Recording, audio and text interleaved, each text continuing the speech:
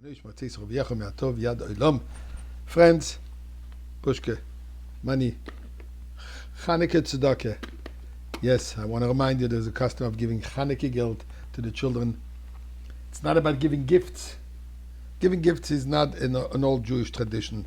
The tradition on Chanukah is to give geld, money, and with the idea to encourage them to give it for charity. They can keep some for themselves, but the whole idea of sharing.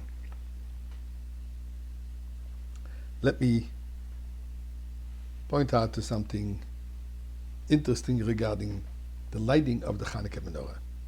We've spoken yesterday and 2 days ago different customs of where to place the menorah. Either we place it at the entrance, at the door on the left-hand side, or we place it at the window to illuminate the outside. But both of them, either we light it by a window, by the door outside, or we put it by the left-hand side, facing the mezuzah, they represent the outside. They represent the left side. Outside meaning the public domain. In Hebrew, the Reshus Harabim. Reshus Harabim means the place of multitude, the opposite of oneness, the place of darkness. We light it at night. The left side also represents this idea. The left side also represents negativity, severity, distancing. As it says, Yemin mekareves v'smal doicha. The right is all about love, the right is all about kindness, the right is all about goodness, the left is all about distancing, merachikes, pushing away. So the menorah represents the lighting up the darkness, the transformation of the negativity into positivity. But we place it opposite the mezuzah. The mezuzah is also placed at the outside, but we place it on the right side. We place it on the right side of the door. So although there seems to be a similarity, that both are, the menorah is on the outside and the mezuzah is on the outside, but it's very different. And the difference is that the menorah is to light up the outside. It is focused on the outside. Its direction is towards the outside.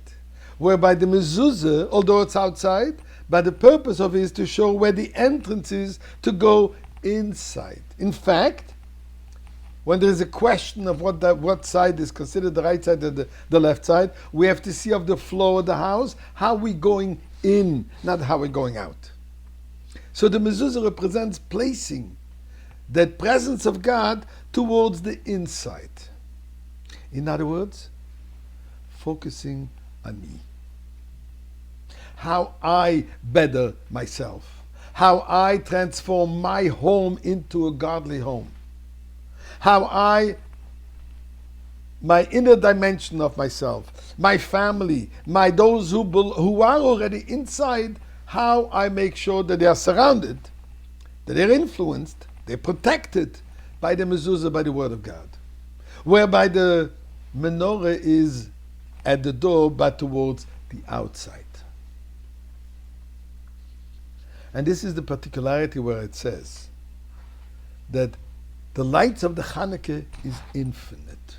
So much so that even after we'll have the temple rebuilt, Mashiach is going to be here, we'll have the third temple, and we'll have the lighting of the menorah in the Beis HaMikdash, we will still celebrate Chanukah. Although I can ask a question, the whole idea of Chanukah is to commemorate the menorah of the temple which was lit then. So now if we have the original, what's the point of commemorating? And the idea is why? Because the Chanukah menorah is the lights of Chanukah, the message of Chanukah, those flames of Chanukah are eternal. Eternal is even after the Beis HaMikdash.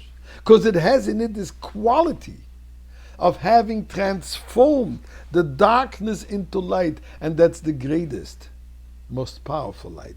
When do we really appreciate light? When it comes out of darkness. And this is what the menorah tells us. So we light it to the outside. We light it on the left side. We don't negate the outside. We don't negate the left concept, so to say.